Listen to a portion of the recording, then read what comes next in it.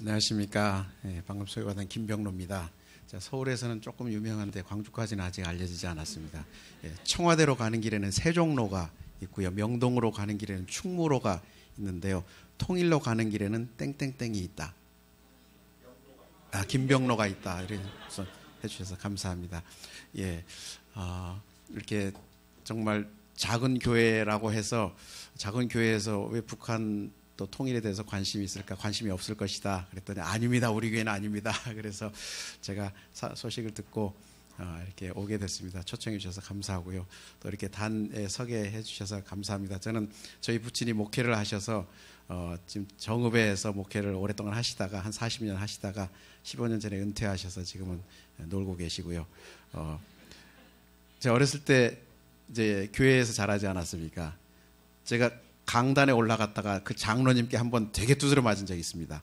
그래서 그 장로님이 여기 다시는 올라가겠느냐 안 올라가겠느냐. 제가 평생 안 올라간다고 서약을 했는데 여기 올라왔습니다. 제가 사람도 아닙니다. 약속도 안 지키고.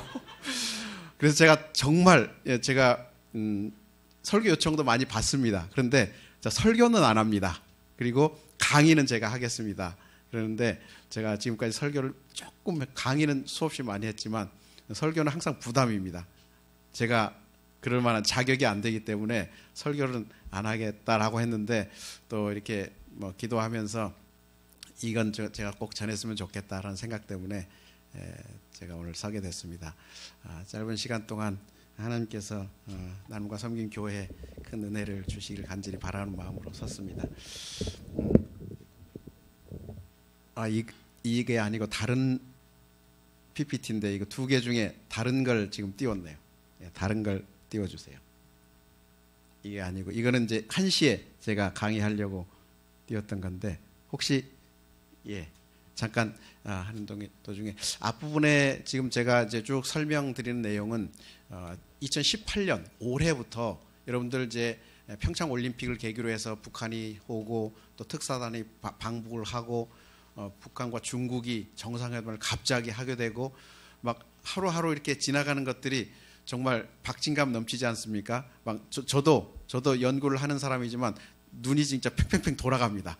하루 자고 일어나면 새로운 내용들이 많이 와서 그래서 저는 이거를 지금 한반도발 평화혁명이라고 제가 이름 붙이고 있습니다. 2018년부터 정말 평화혁명이 진행되고 있다. 여러분들도 그렇게 공감하실 겁니다. 북한에서 김여정이 오고 또 특사단이 방북해서 노동당사를 처음으로 방북해서 김정은하고 회담을 하게 되고 베일에 가려져 있었을 것으로 추측했던 김정은을 레드벨벳 이런 가수를 가서 만나게 되고 이런 일이 이제 일어나고 있죠. 그래서 미국에 가서 정상회담을 알리기도 하고 그래서 정상회담이 5월 말쯤에 있게 되고 이제 남북 정상회담이 4월 27일 판문점에서 있게 되고요. 북미 정상회담도 설마 이루어질까? 김정은 나이도 한참 어린 35살 김정은하고 트럼프가 맞설 수 있겠느냐. 근데 또 하겠다니까 역사적인 일이 지금 일어나고 있습니다. 북중 회담도 있었고요. 그래서 이설주가 그쪽 베이징에서 상당히 인기를 얻었고 김정은이 막 가는 곳마다 계엄령이 내려져 가지고 제가 아는 분은 그 동관춘이라고 중관춘이라고 IT 단지를 방문할 때 아침부터 계엄령이 내려졌다고 모두 얼씬도 못하게 하고 그러면서 이런 큰 변화들이 지금 일어나고 있습니다. 여러분들은 지금 이 상황을 어떻게 보시는지 어떻게 보고 계십니까? 많이 변하고 있다. 그래서 놀랍다. 굉장히 놀랍다. 어떤 분들은 약간 두렵다. 이게 지금 어디로 나라가 지금 가려고 하는지 두렵다. 이런 분도 혹시 계실지도 모르겠고 좀 그래서 기대가 된다. 이런 여러 반응들이 있을 거예요. 그리스도인들은 어떻게 보고 있죠? 우리는 세상의 나라와 하나님 나라를 겸해서 지금 살고 있는데 세상에 이런 소식들은 자주 들립니다. 이런저런 얘기. 김정은이 통큰 결단을 하고 핵무기에 대한 자신감을 바탕으로 해서 경제 개발을 하기 위해서 나왔다. 이렇게 설명하기도 하고 아니다.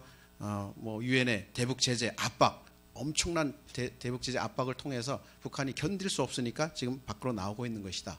이런 얘기도 하고 있고 또 군사적으로 트럼프가 공격을 할까 말까 지금 작년 말에도 거의 뭐 큰 함대 두 대를 띄워놓고 막 압박을 하다시피 군사 공격을 할 것처럼 하다 보니까 겁이 나서 뭐 김정은이 나왔다 이런 얘기도 하고 있고 뭐 여러 해석들을 합니다. 뭐 그런 것들이 다 작동을 했겠죠. 그런데 과연 하나님께서 역사를 주관하고 운행하고 계시다는 거 우리는 다 믿는데 과연 그렇습니까? 이 상황들이 지금 하나님께서 인도하고 계십니까? 왜 그렇다고 믿는다면 왜 그렇게 하신다고 생각하십니까? 혹시 그런 것을 묵상해 본 적이 있습니까? 저도 자신은 없습니다. 하나님의 뜻을 뭐 함부로 얘기할 수는 없지만 그걸 위해서 한국 교회가 묵상을 하고 있느냐라는 것입니다. 하지 않습니다. 그냥 신문 보고 TV 보고 그냥 내 아는 거 그냥 짓거리는 그런 것이 한국 그리스도인들입니다. 저를 포함해서 조금 앞서가신 분들은 그래도 이게 과연 하나님께서 무슨 뜻인가 고민하고 기도하고 있죠. 많은 분들이 지금 기도하고 있습니다. 아마 남문과 섬김교회에서도 우리 나라의 변화 또 북한을 위해서 통일을 위해서 선교를 위해서 기도 많이 하고 계실 줄 압니다. 제가 저의 개인적인 생각이라 좀 죄송합니다만은 그러나 저는 하나님께서 저는 북한에 있는 성도들의 기도를 들으시기 때문에 이 변화를 일으키고 계신다라는 생각입니다. 물론 한국에서 기도하고 세계 많은 나라 사람들이 기도합니다. 북한을 위해서 기도합니다. 정말 상상치 멕시코 사람들도 기도하고요. 기도팀들이 있습니다. 그만큼 정말 이 북한이 깡고하게 닫혀있던 북한이 이제 열리기 시작하는 시작이라고 생각합니다. 2018년에 이런 정치적 변화를 통해서 세상의 권력의 변화를 통해서 시작이 되는데 저는 오늘 짧은 시간에 하나님께서 북한에 있는 그리스도인들을 어떻게 보고 계신가라는 측면에서 북한 교회에 대해서 우리가 관심을 가지고 하나님의 눈으로 한번 봤으면 좋겠다라는 것을 말씀드리려고 합니다. 아시다시피 천주교가 우리 땅에 들어온 지 한 200년 됐고 또 개신교가 들어온 지 한 100년 정도가 됐죠. 개신교로 말하자면 1866년에 토마스 선교사가 대동강에 왔다가 무참하게 살해되고 그 이후에 존 로스 목사님 1874년에 존 로스 목사님이 심양의 동관교회, 중국에 가면 심양 있지 않습니까? 거기 동관교회를 개척하셔서 지금도 가면 동관교회가 있습니다. 저쪽 오른쪽 사진이 홍정일 목사님이랑 같이 우리 팀들이 평양에 갔다 오다가 동관교회를 방문했던 사진인데요. 존 로스 목사님이 그때 선교를 참 잘하셨고 그런 선교의 영향을 받아서 조선에 있는 청년들이 장사하면서 중국을 왔다 갔다 하다 복음을 받아서 한국에 돌아와가지고 황해도의 소래교회를 처음으로 세우게 된 겁니다. 그런 이후에 이제 여러 선교사님을 통해서 세문안교회니 정동교회니 이런 교회들이 세워졌습니다. 해방 당시에 그런 선교를 통해서 해방 즈음 1945년 즈음에는 이 한반도 땅에 42만 명의 성도들이 있었습니다. 그 중에 북쪽에 30만 명, 우리 남쪽에 12만 명 정도가 있어 북한이 훨씬 더 북쪽에서 기독교가 활발하고 부흥이 엄청났죠. 원산 부흥, 대부흥부터 해서 평양 1907년 평양 대부흥 다 기억하시죠. 대단한 부흥이 일어나서 숫자는 많지 않았지만 30만 명밖에 북쪽에 되지 않았지만은 그러나 한국보다 이 남쪽보다는 훨씬 더 강한 부흥의 역사가 일어났죠. 그러던 중에 전쟁이 일어나서 많은 사람들이 이제 죽게 됐습니다. 북쪽이 120만에서 130만 정도 사망하고 우리 남쪽에서 82만에서 85만 명이 사망했습니다. 인구는 북쪽이 절반도 안 되는 상황에서 960만 되는 상황에서 많이 죽었고 한국은 2천만 중에 저 정도 사망을 했고 그래서 북한 쪽이 이제 전쟁으로 인한 충격 피해가 굉장히 커서 그때부터 이제 북한이 본격적으로 기독교에 대한 박해를 시작하게 되는데 왜냐하면 그렇지 않아도 이제 공산주의와 기독교가 대립을 하고 또 갈등을 하고 있던 상황이었는데 6.25 전쟁 때 미국이 와서 이렇게 폭격을 많이 해서 죽였다. 근데 미국은 기독교고 기독교인들인데 기독교인들이 이렇게 잔인하게 죽였다 해서 6.25 전쟁 이후에 완전히 이제 기독교에 대해서 이제 박해를 하기 시작하고 그 중에 특히 1958년도에 대박해가 있었습니다.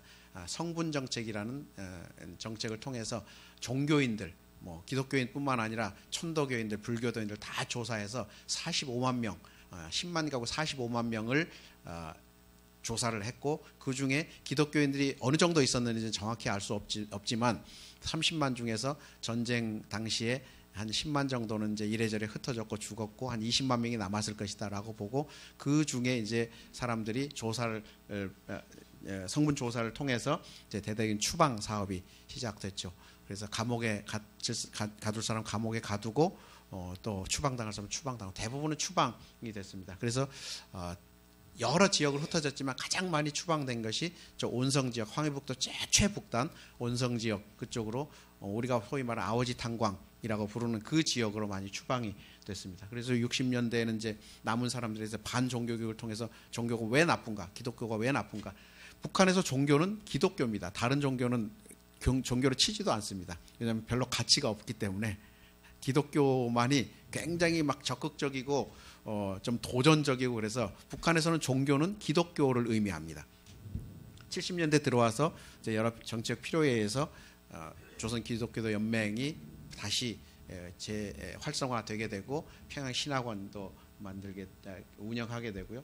그래서 80년대 들어오면 이제 내외부의 변화, 북한 내부에서도 약간의 자유화 바람이 불고, 그래서 내부의 변화들도 좀 생기고, 또 외부에서 이제 북쪽으로 많이 들어가서 김일성을 만나고 교류하면서 목사님들이 이제 기독교에 대해서 왜 기독교가 그렇게 나쁜 게 아닌가에 대한 얘기들을 자꾸 해주고, 그래서 민족주의에 입각한 기독교를 3.1운동부터 해서 쭉 설명하면서 김일성을 많이 설득한 그런 측면도 있습니다. 그리고 그동안에 이제 추방됐던 기독교인들 중에서 이제 잠복해 있던 사람들 중에 좀 활성화되기도 하고, 또 추방된 사람들에 대해서 72년과 80년 6차 당대회 전에 사면이 몇 번 있었고, 그래서 그분들이 이제 80년도에는 대대적인 사면이 이루어져 가지고 사회로 이제 복귀하게 되고, 그 사람들이 이제 사회에 잠복해 있다가 80년대에 이제 활성화되기 시작합니다.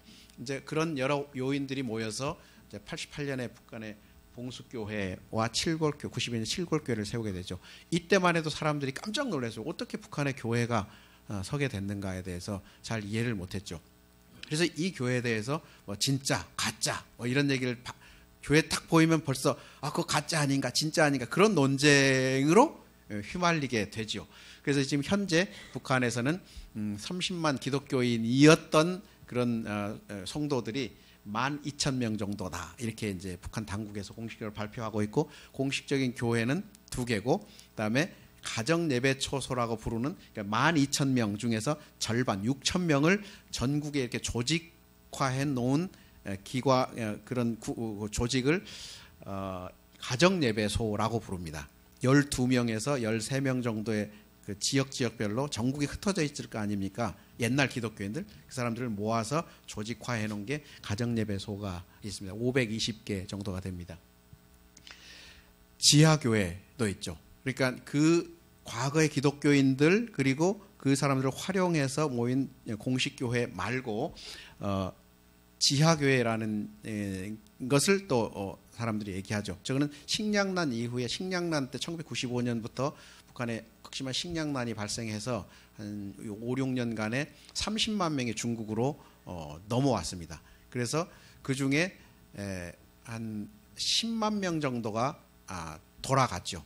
그리고 이제 나머지는 밖에 이렇게 흩어져 있고 한국으로도 많이 오고, 그래서 중국으로 왔던 30만 명 탈북자들 경우에는 거의 뭐 8, 90%가 다 기독교와 접촉했던 사람들입니다. 신앙으로 접촉했다기보다는 여러 가지 구제 활동으로, 또 일부는 신앙적인 이런 활동으로 접촉을 하면서 기독교에 대해서 알고 있던 사람들 중에 북한 안으로 한 10만 명이 다시 돌아가게 됐죠. 그 사람들은 지금 북한의 어디선가 이제 이렇게 거기도 잠복해 있는 신앙인이라고 할 수 있죠. 이것을 이제 거기서 소수가 이제 활성화돼서 모임을 갖고 있는 것을 지하교회라고 합니다. 물론 이 지하교회는 북한 당국이 다 파악하고 있습니다. 이건 자체적으로 활동을 한다고 해서 자유로운 공간이 아니고 북한 국가보위부가 거의 다 어디서 모이고 누가 모이는 거 다 파악을 하고 있을 정도니까, 그 숫자가 뭐 몇천 명에서부터 뭐 20만까지 이렇게 고무줄 통계를 내고 있는데 선교회에서 작게 보는 데는 막 2, 3천 명이라고 하는 경우도 있습니다. 그래서 그 부분은 또 다른 이제 논쟁의 문제인데, 그래서 여기에 보위부들이 다 침투하기도 하고 또 보위부에서 관리하기도 하고, 그래서 이제 같이 운영을 하게 되는 거죠. 그렇지만 어쨌든 그 루트를 통해서 신앙의 조직들이 지금 활성화되고 있는 그런 부분들이 있습니다. 그 중에 제가 강조하고자 하는 것은 이 지하교회로 들어가서 활동하는 사람이건 아니면은 공식 교회라고 부르는 봉숙교회, 칠골교회, 가정예배소 들어가서 활동하는 사람이건 과거에 30만 그리스도인의 가족들이 지금 북한 전역에 살고 있겠죠. 당연히 어디서 살고 있는지 모르지만, 그래서 이 사람들을 이제 찾는 운동들을 하고 있는데요. 제가 과거에 저의 이력을 소개하면 통일연구원에 한 10년간 제가 90년대에 근무했는데, 그 정부 출연연구소입니다. 거기에서 제가 이런 게 굉장히 관심이 많아가지고 거기를 그만뒀습니다. 아무 이유 없이 하나님께서 부르셔서 그만두고 제가 신학 공부를 하고 MD부를 공부해서 아세연합 신학대학에서 조교수를 4년 정도 조교수로 생활했는데요. 그때 제가 이제 그루터기 프로젝트라는 것을 제가 발표를 하면서 내가 30만 북한에 있는 그리스도인들을 내가 다 찾겠다 그런 일념을 가지고 그루터기 프로젝트라는 걸 했는데 한국에서는 관심이 전혀 없더라고요. 어느 교회도 그렇고 저희 부친도 이제 합동총회 총회장도 하시고 뭐 그래서 제가 한 5천 명 모이는 막 거의 총회 가가지고 제가 막 강의하면서 이게 바로 북한 선교입니다. 북한의 그리스도인들을 찾아야 됩니다. 어디가 있는지 우리 여러분 형제 자매를 찾아야 됩니다 하면서 이제 찾는 방법도 알려주고 하면서 이거에서 결국에는 돈을 투자하십시오 그런 건데 아무도 관심이 없어서 제가 미국에 호소했대. 미국 사람들 역시 그래도 저는 제 친미주의자인지 모르겠는데 그래도 미국 사람들이 굉장히 관심이 많아요. 저희 국무부에서 관심이 있어가지고 제가 수억을 받았습니다. 2번에 걸쳐서. 그래서 엄청난 이런 활동을 통해서 제가 북한의 교회가 어떻게, 교인들이 어떤 상황인지를 제가 잘 알 수 있게 됐습니다. 그래서 앞으로 한 몇 달 후에도 10명을 최근에 작년에 인터뷰해가지고 그 기독교인 가족들 중에 탈북자들이 한국에 많이 있습니다. 그 중에 10명을 인터뷰해가지고 3대째 예수 믿는 집안을, 탈북자들을 인터뷰해가지고 어떻게 믿음을 지켜왔는지 제가 한 몇 달 후에 책으로 내서 발표할 텐데요. 저는 정말 그것만 생각하면 너무너무 가슴이 뜨거워집니다. 살아 있습니다. 북한의 그리스도인들이 죽지 않았습니다. 여러분들 신앙 대단하다 생각하시죠? 그렇죠? 내 신앙은 변치 않을 것이다 라고 하시죠? 다른 사람 신앙도 마찬가지입니다. 북한 더 뜨겁습니다. 북한에 더 활발했고 더 부흥이 있었고, 정말 목숨 바쳐서 신앙생활 했던 사람들이 신앙을 버렸겠습니까? 물론 일시적으로 버릴 수는 있겠고, 목숨을 지키기 위해서 순교한 사람도 많고, 목숨을 지키기 위해서 일시적으로 뭐 이런저런 좀 숨어서 지내는 분도 있었겠지만, 때가 돼서 다 이렇게 드러나고, 또 특히 어떻게 자기 개인의 신앙은 지킬 수 있을 텐데 이 자녀교 2대 3대를 통해서 신앙이 살아날 수 있을까? 저는 좀 불가사의예요. 불가사의예요. 그런데 지금 이제 살아나고 있습니다. 왼쪽에 있는 게 봉숙교회입니다. 아시다시피 뭐 가짜, 진짜 이런 논쟁을 하죠. 저 봉숙교회에 두 그룹이 있습니다. 근데 대다수 그룹은 이제 오른쪽으로 쭉 이렇게 줄을 서 앉아 계신 분들은 아주 훈련된 선수들입니다. 그러나 저 안쪽에 보시면 때깔이 조금 다르신 분들이 보이시죠? 네, 저런 구조로 되어 있습니다. 사람들이 관심이 없으니까 잘 몰라요. 제가 한 30년간 제가 이거를 목숨 바쳐서 제가 평양에도 20번 제가 다녔습니다. 7월 달에도 또 가려고 하는데요. 저기에 과거의 그리스도인들을 다 모아가지고, 그리스도인 가족들 모아가지고 교회를 운영합니다. 거기에 외곽에서 저렇게 훈련되신 분들이 좀 이제 외곽 이렇게 서포트를 하면서 교회가 운영되고 있어요. 굉장히 중요하게 봐야 됩니다. 봉숙교회, 칠골교회, 가짜다, 북한이 뭐 이용한, 이거는 영성이 전혀 없는 사람들이에요. 그냥 세상 사람들이 할 수 있는 얘기고요. 교회 신앙인들 중에도 별로 진짜 신앙생활을 하는지 안 하는지 모르는 사람들은 그렇게 얘기합니다. 이데올로기에 사로잡혀서. 얼마나 한국 그리스도인들도 이데올로기 이념에 짓눌려 있는가, 지배받고 있는가를 알 수 있는 거죠. 정말 하나님께서 그 그리스도인의 30만 가족들을 성도들을 어떻게 지키고 보호하시면서 지금 이끌고 계신가? 이건 정말 놀라운 일이기도 하고 아픈 일이기도 합니다. 저는 북한 교회 그리스도인들 한국보다 훨씬 더 부흥했던 교회가 왜 저렇게 한국 교회가 세계적 교회가 된 데 비해서 북한 교회가 저렇게 침체되고 고통받고 좀 순교당하고 고통 속에 있는데도 왜 이렇게 좀 이렇게 변화를 안 주시는지 이해하기가 어려워요. 그런데 금년부터 이제 변화가 일어나니까 역시 하나님께서 움직이고 계신다, 그런 생각이 듭니다. 저 사람들을 제가 오른쪽에 보면은 옥류 가정예배소인데요. 저기에 제가 찾아보면 제가 어디 뒤쪽에 어딘가 서 있을 겁니다. 가정예배소에 몇 번 이제 다니신 분들이 있어요. 저거는 이제 그 지하교회가 아니고 북한에서 인정해주는 가정예배소. 봉수교 칠골교회는 매주일 모이고요. 거기에 지금 뭐 이런 얘기 다 하기 시작하면 시간이 안 되니까 오른쪽에 있는 그 가정예배소는 매주 모이는 것 같지 않은데 필요하면 모일 수 있도록 조직화되어 있는데 저기를 갔더니 저 앞에 가운데 왼쪽에서 아래쪽에 두 번째 계신 분이 목사님 따님인데요. 강병석 목사, 자기 아버지가 강병석 목사님이라고, 저 할머니. 그래서 제가 기억해 놨다가 한국에 와서 찾아봤더니 그 기독교 역사 사전에 나오더라고요. 1930년 40년대 평양의 서성교회를 담임하셨던 목사님 따님이 저기 계십니다. 그리고 저기에 있는 다른 분들 한 9명이 참석했었는데요. 모두 다 기독교인 가족들입니다. 동원돼 가지고 저렇게 있습니다. 기독교 얘기를 자유롭게는 못합니다. 외부에서 한국 사람들이 오면 대화법이 내가 신앙이 있다는 얘기를 당연히 못하죠. 무슨 봉변을 당하려고 그런 얘기 합니까? 그러니까 그 윤리적인 얘기를 합니다. 가장 좋은 북한의 기독교인들 감시받고 있는, 그래서 동원돼 가지고 지금 활동하고 있죠. 저 사람들 신앙은 모릅니다. 어느 누구도 모릅니다. 그런데 우리가 짐작할 수 있는 게 저 사람들이 대화를 하고 싶어 하고요. 저도 자주 다니니까 눈빛으로 대화를 합니다. 그런데 그 눈빛으로 대화하는데 남자분들은 신앙, 우리 집이 신앙인 가족이고 내가 신앙이 있다는 걸 어떻게 표현하시는 줄 아십니까? 어떻게 할 것 같습니까? 혹시 술, 담배 안 하시죠? 그렇게 얘기합니다. 윤리적인 얘기. 그러면 술, 담배 안 한다는데 옆에 감시원이 있습니다. 제가 지금 방 안에 들어가서 이제 저희가 모임을 하는데요. 뭐 이런저런 얘기를 하는데 밖에 방 밖에 2명이 있습니다. 그 사람들이 이제 감시하는 사람들이고, 이 사람들이 와서 이제 오더 받은 뭔가를 하겠죠. 그런데 이제 자연스럽게 대화하다 보면 선생님 술, 담배 안 하시죠? 그럽니다. 술, 담배 안 한다. 옛날에 우리 그 부모님들 이렇게 신앙이 있고 그래서 술, 담배 안 하시고 그런 거 하지 말라고 그랬다고. 그렇게 얘기하면 책 잡힐 게 하나도 없죠. 그렇게 얘기합니다. 그리고 어렸을 때 얘기들, 그런 얘기를 하면 우리 부모님들이 그 주 기도문, 이거 기도문은 하늘에 계신 우리 아버지요. 기도문은 하도 들어서 그냥 외워집니다. 외워진다는데 어떻게 할 거예요? 내가 막 그걸 추구한다는 게 아니고 그건 저절로 외워졌다는 거죠. 막 그런 얘기들을 통해서, 그리고 옛날 얘기들을 자꾸 해가면서 대화를 하려고 하고요. 그 눈빛을 보면 압니다. 눈빛을 보면 한국 사람들 다 한국말, 조선말, 한국말 다 하지 않습니까? 영어로 하는 것처럼 어렵지 않습니다. 감정이 통합니다. 어떻게 통하느냐? 눈빛으로 통합니다.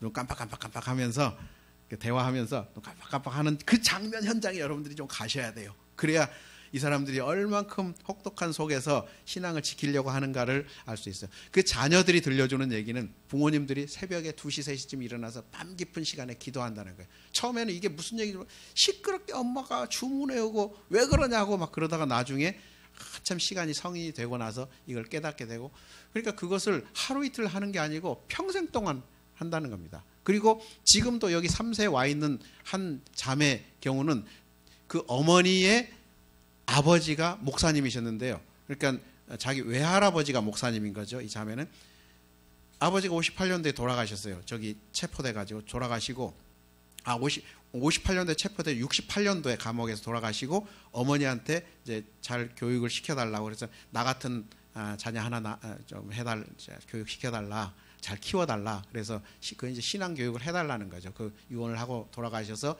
어머니가 이제 자녀들을 그렇게 교육하고 거기서 이제 보고 자녀들이 자라서 신앙을 갖게 되는 거죠. 그래서 그 부모님이 지금도 북한에 살아 계십니다. 돈 쓰면 올 수 있습니다.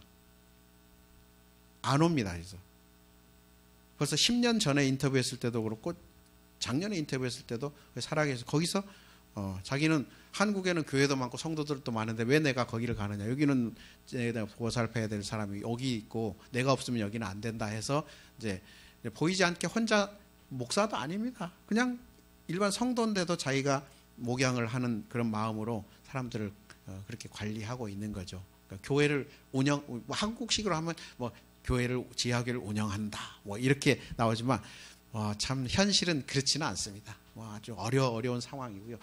그래서 그런 속에서 신앙의 맥이 지금 이어가고 있다.